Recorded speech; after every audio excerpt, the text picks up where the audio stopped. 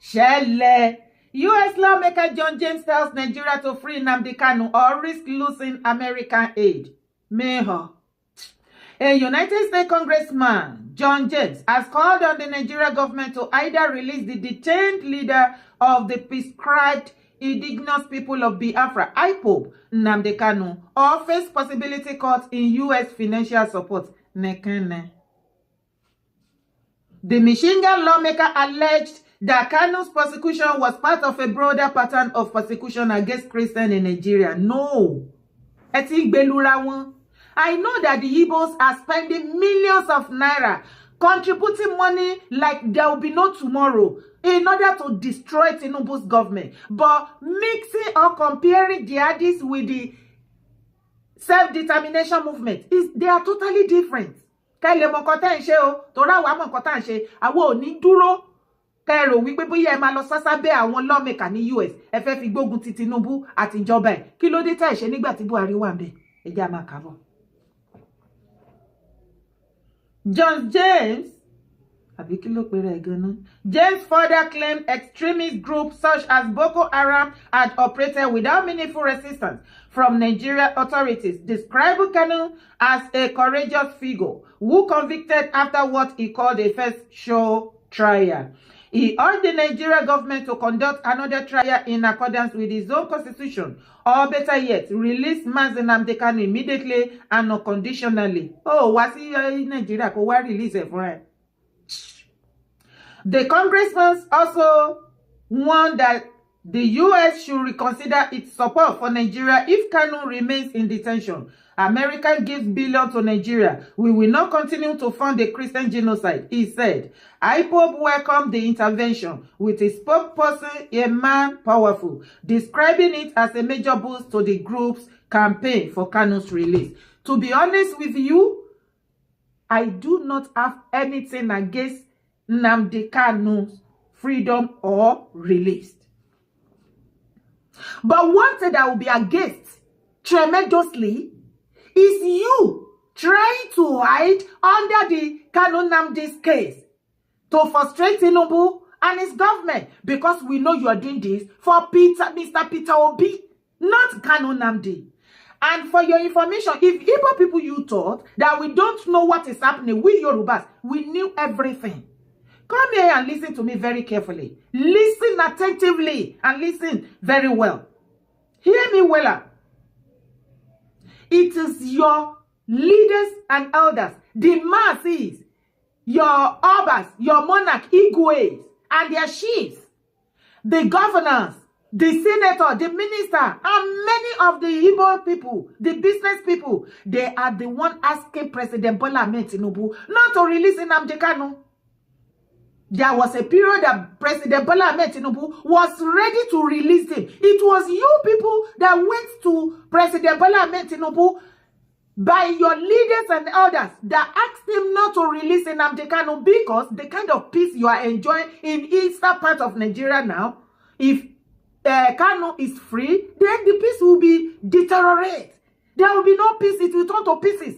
For this reason, you asked President Bola Ahmed Tinubu not to do what? Not to release them. How come you are now lobbying with millions of dollars in U.S. by U.S. lawmaker in Michigan that is now threatening Nigeria government and president that if they did not release Nnamdi Kanu, every aid they are receiving from U.S., they are going to stop it. Please stop it now, right now, as in like right now. After all, we are not benefiting anything from it. We, the Nigerian masses, yes. You can never threaten us. No, you can't threaten President Bola Ahmed Tinubu, no matter what anything, all his government. Yoruba la wa o. Yoruba la wa o. Àwa mọ gbogbo idán yẹn bó ṣe lọ. Ṣùgbọ́n kí ọ̀rọ̀ mi kó lè yé yín dáadáa ẹ̀yin ọmọ ìran mi. Ẹ wá gbọ́ ọ̀rọ̀. Èmi náà dẹ̀ ti rí wípé ọmọ Yorùbá ti jí. Wọ́n sún mọ́. Àti rí àwọn baba yín ní náà ti tẹ́ máa lọ sábà. Tinubu ti dá wọn kúnlẹ̀ sórí ìkúnlẹ̀ oníkọ́ káwọ́ sókè kan díjú. Ẹgbẹ́ kúta lé wọn lọ́wọ́ jọ kan lè máa fà. Tẹ̀lé mi kó wá gbọ́ nǹkan tó ṣẹlẹ̀. Another election is coming now. And there is a statement Kabisi said he had from reliable source that our honorable here said we Yoruba we are minority.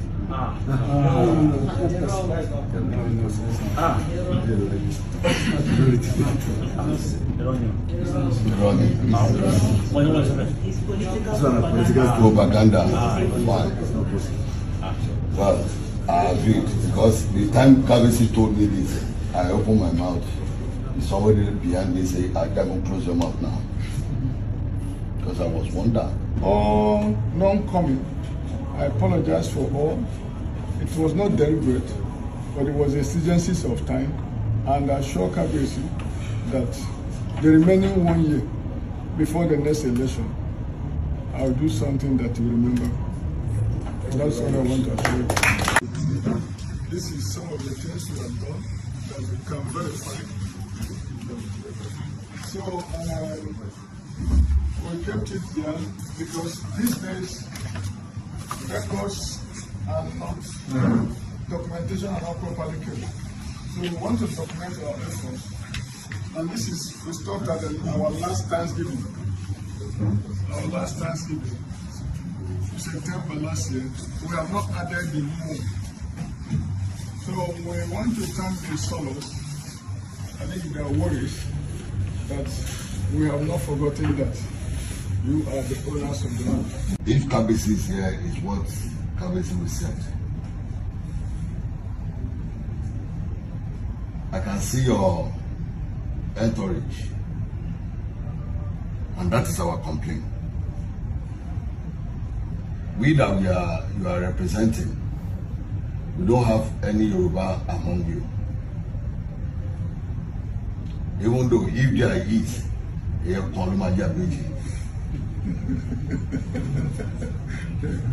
now if there is, it's going to be one.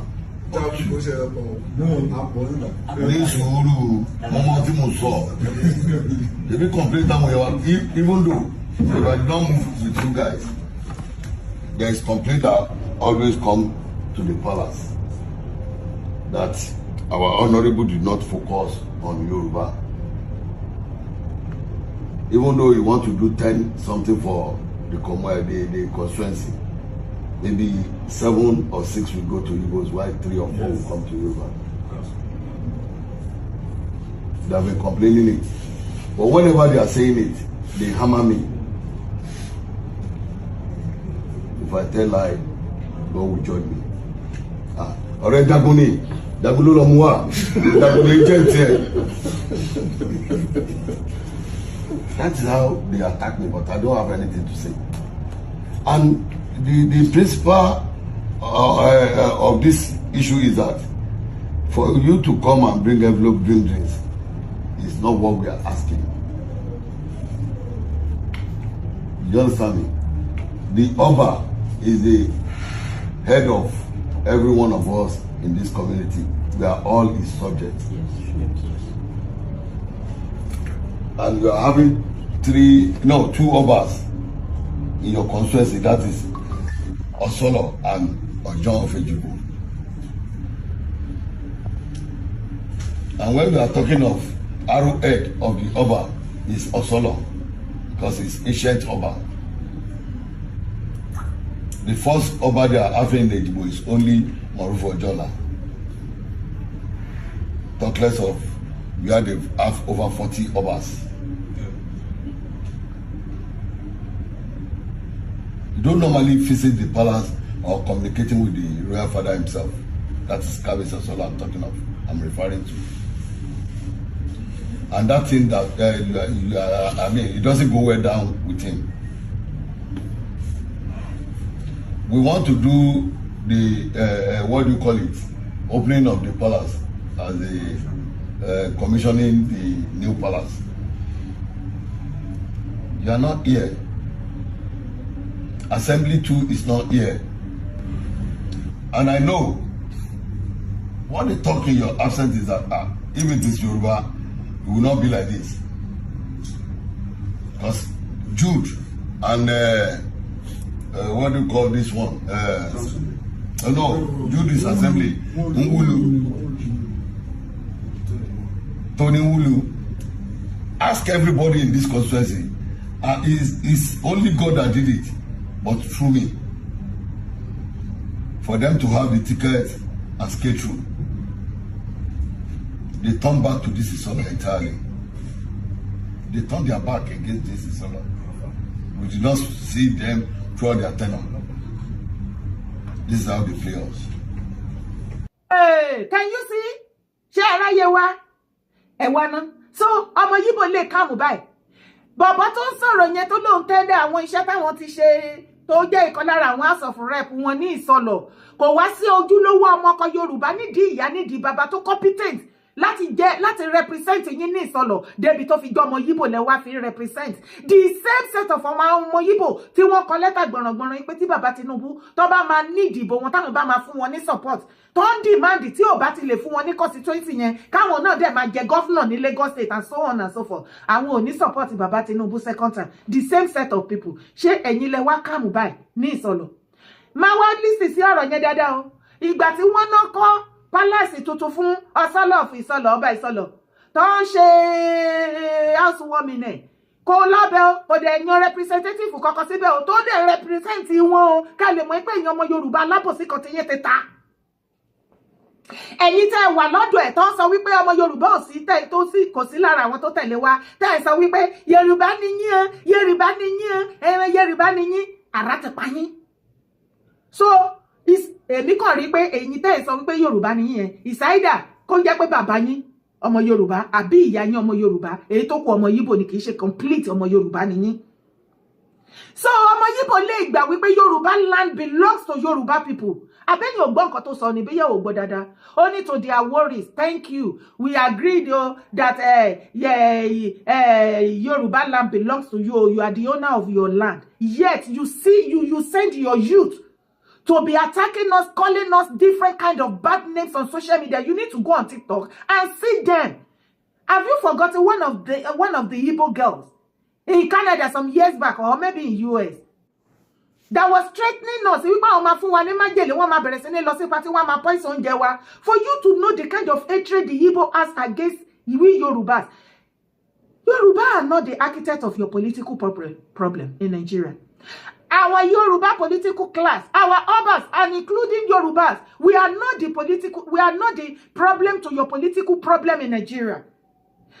Igbo should get that into their skull and have peace of mind for once.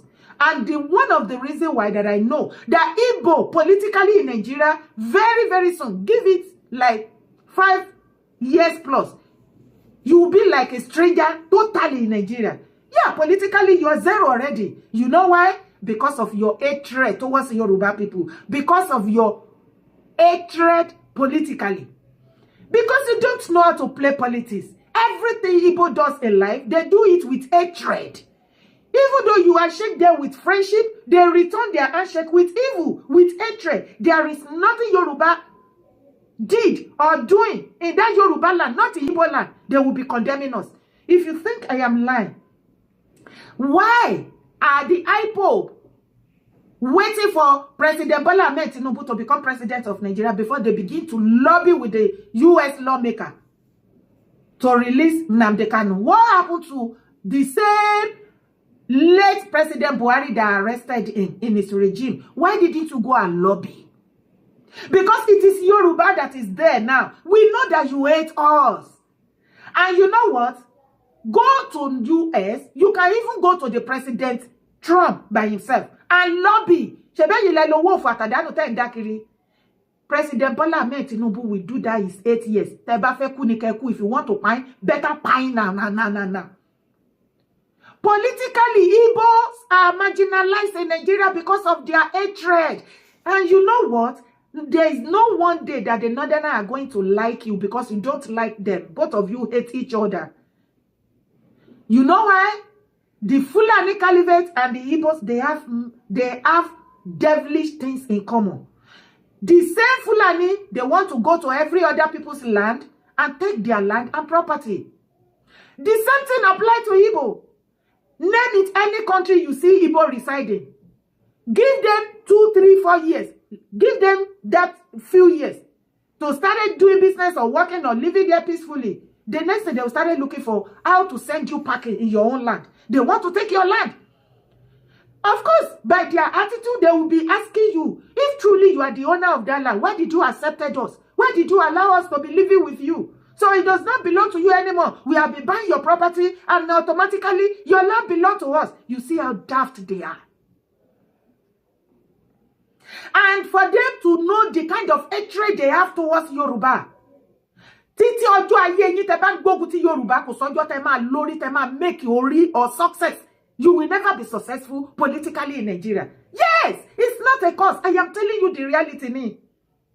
It is because Yoruba is the one that is president of Nigeria today. That's why you are lobbying with millions of dollars for US to stop aid for President Bola Ahmed Tinubu government because he failed to release Nnamdi Kanu. But the same you Igbo come out and tell us with the full share because we know the truth and it has set us free from your bondage. It is the same Igbo people, Igbo youth, Igbo Mazi, Igbo kings, Igwe, the governor, the senator, the minister present, the former and the one in the future, they are gathered together and send a delegate to go and meet President Bola Ahmed Tinubu, not to release Nnamdi Kanu. They said the kind of peace of mind they are enjoying in Southeastern today, if they release Nnamdi Kanu, is going to be a pieces and it's going to take the peace away from them. How come it's now Tinubu that you guys are lobbying millions of naira that US should do this and you are forcing President Bola Ahmed Tinubu? Tell your US lawmaker that collected millions of naira from you to come to Nigeria and release him by himself. Tagbara ti eba ti debe. Ẹ fẹ́ rí idán. Ṣé rí gbogbo òṣì tí wọ́n ṣe ní Ìsọlọ̀. Nígbà tí wọ́n ṣe housewarming palace ọba of Ìsọlọ̀. The same ọmọ Yíbò tó represent constituency yẹn. Ṣé bẹ́ gbé lẹ́nu brother wa yẹn. Kò wá síbẹ̀ kò dẹ̀ yan representative for you to know that they don't like you. Wọ́n recognize ọba Ìsọlọ̀ gan. Wọ́n débi tó máa recognize ẹ̀yin ọmọ Ìsọlọ̀. The reason why they she believe Igbo ní láti continue láti máa represent yín is what I don't understand. Ẹyọ ìpín lójú ọmọ Yíbò àsìkò tí tó kẹjẹ́ ká fi wojú wọn kọ́ mọ̀ pé wọ́n ṣí èrè. Tó bá lè dogun kó dogun, bó bá lè dìjà kó dìjà. Ilẹ̀ Yorùbá náà pé bí if you cannot behave the way we wanted in Yoruba land, they pack your load and baggages. Leave. In my own family, ẹ̀gbọ́n mi, brother mi, ó fẹ́ ọmọ Yíbò. Bẹ́ẹ̀ ni láyà. Bá ṣe ń ṣe lọ́dọ̀ wa ló ṣe máa ṣe if you cannot, then move back. Kò lè tún gbogbo yẹn náà. Nǹkan tó ọmọ Yíbò lè gbà ẹ máa fi lọ wá gbogbo nǹkan tó ń ṣe bẹ́ẹ̀ rí bó ṣe kàn. It's all lies, sakamaje ni pretenders. That is how they are. And wọn yàtọ̀ sí Fulani, they have many things in common, bad things in common with the Fulanis. Yet you see them coming out, sending their youth, their boys, their girls to be insulting our leaders, our elders. If you are complaining about our own leaders and elders, what concerns you there? They are ours. Àwa la tó bá wọn jà, fi wọ́n lé yín lọ́wọ́. Ẹ máa wúrà dára dórí burúkú. Anyway, kò sí wàhálà. Ẹnu ẹni gbogbo wa jọ wà yẹn. Ó ti mọ̀ pé ibẹ̀ ni kọ́kọ́ là ń lọ tó tẹ̀lé mi kó wá wò. Ká ní òsìkà pé olóòlù nìbàdàn pé eléégún wọn ló fẹ́ jáde. Kábíyèsí bàbá Olúbàdàn tó wáyé pé bá ṣe gbọ́ nínú níùsì ní rédíò station tá ti gbọ́ tó wáyé pé bẹ́ẹ̀ lórí abásìníkà tó ń wòye sí lẹ́gbẹ̀ẹ́ mi wípé olóòlù fẹ́ jáde lọ́jọ́ báyìí pé torí náà gbogbo obìnrin kí wọ́n má jáde o ní ya 2026 pé gbogbo ẹni tó bá sì jáde ẹnìkan kan má ṣe fídíò olóòlù pé ẹ má rìkọ́dù ẹ má ya píktọ̀ rẹ ọ pé bàbá wa Olúbàdàn ní òsì sọ wípé ẹ̀yin lẹ wí bẹ́ẹ̀ tó olóòlù bá fẹ́ jáde gẹ́gẹ́ bí ẹ̀sìn títí ẹ̀ àti ìlànà rẹ̀ kò túmọ̀ wípé ká fi create inconvenience fẹ́lómi nínú ayé ẹ bá fún wọn nímọ̀ràn pé tó bá yẹ pé dandan ni pé tó bá ti jáde anybody ò gbọdọ̀ rí wọn ò ṣe lọ́nu gbọ́kàn kọ́ lọ jáde mẹ́ kó lóye wákàtí tó fẹ́ lò ó rìn kiri nínú gbọ́nbẹ́ òun àtàwọn èèyàn rẹ̀ kẹ́nà ìjọ jó ń bẹ̀ kẹ́nà àwọn ẹlẹ́gbàá ń bẹ̀ kẹ́sà ayọ̀ tẹ́fẹ́ ṣe ń bẹ́ kẹ́sì parí ọdún wọn sínú igbó yẹn kẹ́mọ́ bá fara ní aráàlú kò bá bẹ́tà so nísìnyí tẹ́nìkan bá ń travel lọ tó wọn mọ̀ pé wọn ló lólùkẹ́ fẹ́ jáde àbí ìlú Ìbàdàn ti dóko ní ìlú Ìbàdàn mọ́ ní Ìbàdàn ní Áfíríkà wọ́n mọ̀ Ìbàdàn ní Nàìjíríà wọ́n mọ̀ Ìbàdàn ní South West wọ́n mọ̀ ìlú tó tóbi ní Ìbàdàn ṣe wá di ìlú tí wọ́n ti máa sọ wípé àwọn èèyàn gbọ́dọ̀ jáde pé eléégún kan fẹ́ jáde ẹ dákun ẹ má jẹ́ kí wọ́n create problem sínú ìlú yẹn ìlú ìfọ̀kànbalẹ̀ ní ìlú Ìbàdàn ìlú àwọn àfáàsì ní ìlú Ìbàdàn ìlú àwọn ẹlẹ́sìn àwọn tí gbàgbọ́ yé tí kìí ṣe ẹ̀sìn jẹ̀bùjẹ̀bù lọ́jọ́ láíláí ní Ìbàdàn tí ń jẹ́ lu mímọ́. Ẹ dákun bàbá wa Olúbàdàn, bàbá wa Tinubu, ẹ bá yájú sọ̀rọ̀ yẹn o. Torí bẹ́ẹ̀ nìkan bá wà lórí ìrìn àjò tó wọ̀n mọ̀, Ìbàdàn sẹ́ńtà ni láti kọjá sọ́pọ̀lọpọ̀ ìlú nínú ayé. Yẹ́nì kọ́kọ́ àwọn máa kọjá lọ́nà tọ́bù àbí kíní kan àbí ń wọkọ̀ lọ́bì tán mọ́tò jálẹ̀ níbi kan fẹ́ wọ mọ́tò mi kẹ wá lónà òlù ti dé o. Ṣé wàá pa obìnrin tí ń lọ tó wọ̀n mọ́ kankan ni?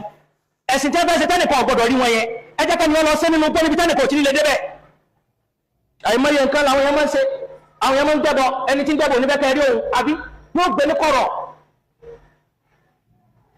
Ẹnì kan sọ pé kí ẹni tí ń ṣe ìṣẹ̀ṣẹ̀ ọmọ ṣẹ̀ṣẹ̀ rẹ̀ àlélẹ́ra kò láyé àti dọ̀gbára wa ń bẹ̀. Àmọ́ ẹ má fi ẹ̀sìn tẹnìkan ní aráàlú lára. Tí wọ́n á dẹ́rùbà mi torí bàbá wa Lamidi náà pè yín, Ọlọ́run kó bá wa sọ yín, kó bá wa wà pẹ̀lú yín. Ẹ dákun ẹ bá wa kíyè sọ̀rọ̀ yẹn dáadáa, kó má bàa jẹ́ ọ̀rọ̀ tí ó dà lúrú. Ẹ dákun bàbá wa Olúbàdàn, ọlọ́ba wa kíyè sí o. Ẹ bá wòye sọ̀rọ̀ yẹn dáadáa, kó má bàa create problem. Ìlú pọ̀ nínú ayé tí wọ́n ti ń gbégún. Wọ́n ń gbégún lóríṣiríṣi ìlú. Wọ́n ń gbé láwọn environment wa yìí náà. Àṣẹ bí ìgbà táàrí ni. Wọ́n ń gbégún. Ṣùgbọ́n bí wọ́n ṣe ń gbé kálukú wọn ń ṣe tiwọn, aráàlú náà ń ṣe tiwọn. Kí wọ́n torí pé wọ́n fẹ́ gbégún kí wọ́n ní obìnrin ò gbọdọ̀ jáde.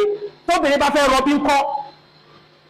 Lórí ìjẹ́ pé jòó lé hospital jẹ́ fẹ́ gbé lọ, eré àbí tó lóòlù ń gbà kọjá ni. Ṣé kóbìnrin yóò kú sórí ìrọbí ni? Káàrọ̀ pé Mr. Olóòlù wọn ń kọjá, so obìnrin tó fẹ́ rọbí ẹ̀ gbọdọ̀ gbé lọ hospital. Àbí kí ni ìtumọ̀ tí ó ní? Ẹ bá pẹ́ bá wa kíyèsí bẹ́ẹ̀ dáadáa kó balẹ̀ kí ọlá kó sàmójútó ẹnì kọ̀ọ̀kan wa. Kèlè arúgbó jẹ gbèsè ta ni ó san pa. Abẹ́yìn ò máa gbọ́rọ̀ burúkú lẹ́nu ẹyẹ. Ẹ̀yin ọmọ ìran Mali fanatic Islamic tẹ́ wà láàrin ilẹ̀ Yorùbá torí àwọn bàbá tó bí yín wọ́n wá ṣe alágbàfọ̀ àbí wọ́n wá roko nílẹ̀ Yorùbá. Á dà wọ́n mọ́mọ́ tán àsìkò tí tó ta máa pa ìtàn burúkú fún yín. Torí á dà àwọn bàbá ńlá bàbá àti yálà ìyá yín á dà wọ́n mọ́mọ́ tán torí wọ́n wá ṣẹrú lábẹ́ wa, wọ́n wá ṣiṣẹ́ lábẹ́ wa. Wọ́n wá bí yín síbẹ̀, àwa fojú ọmọ àlè wò yín. Ẹ wá ti ríra yín ní nǹkan tẹ́ jẹ́. Ṣé rí ẹ̀yin ojúlówó ọmọ ọkọ Yorùbá tẹ́ ń ṣe ẹ̀sìn Mùsùlùmí, ẹ̀yin lèmi ń ké pè o. Ṣé rí àwọn ìran ọmọ àlè olóbùkú tó sọ̀rọ̀ yìí àti ṣé Gumi ọmọ lásán Mufti Ìwó àti Gumi Olúwo set. Tẹ́ ẹ bá ṣe meeting ẹ̀yin original ọmọ ọkọ Yorùbá kẹ́ ṣe meeting kẹ́ wọ́n wọ́n máa jẹ́ ká máa kó yín papọ̀ mọ́ wọn o. Torí ibi tọ́rọ̀ yìí lọ nísìn ó ti wá dójú ẹ̀sìn. Ṣé ẹ̀yin ọmọ Mali, ẹ̀yin ìran ọmọ Mali, ọmọ ìran kíran ọmọ àlè tẹ́ kìí ṣe ọmọ ìran kóòtù torí ó dẹ̀ pẹ́ ti rí Yorùbá fín kóòtù ajíire tẹ́ kìí ṣe ọmọ ìran wa tá àmọ̀ ìyá yín rí tẹ́ wá sìn wá tó yẹ pé wá roko fún wa ní ká jẹun tẹ́ wá pọnmi fún wa ká wẹ̀ ká fọṣọ tẹ́ wá ríra yín tẹ́ ìpẹ́ra yín ní nǹkan tẹ́ ẹ̀jẹ̀ tẹ́ rò wípé fẹ́ bà ilẹ̀ Yorùbá jẹ́. Àsìkò ti tó ní sí àtàpadà rí àṣírí ti tún wípé gbogbo ẹni fanatic Islamic person sheik afa èyíkéyìí tó bá lóun jẹ́ ní ilẹ̀ Yorùbá tẹ́ bá rí tó rán wá sí tó wà against ìṣẹ̀ṣe àti anything pertaining to kóòtù ajíire Yorùbá race ká ẹ ti mọ̀ wípé ìran ọmọ Mali ni ara tẹ pa yín báyìí. Ṣé wá rí ìwọ tó pèrè ní sheik tó pèrè ní Imra Daudu àbí Dauda ọmọ lásán Gumi ara ló máa pa ẹ́, ara ló máa pa ẹ́ tó máa pa generation ẹ. Ṣé o rí bó ṣe ń gbógun ti ilẹ̀ kóòtù ajíire ilẹ̀ bàbá wa? Èmi ò ní fi Yorùbá ṣépè fún ẹ because ó dẹ̀ porúkọ yẹn ti cast, I don't really know. Ṣé o rí Ọlọ́run ilẹ̀ kóòtù ajíire ó máa ní ayé ẹ lára láti òní lọ. Eku òkè bí eku fún ẹ mọ́, ẹyẹ òkè bí ẹyẹ fún ẹ mọ́, ọmọ lásán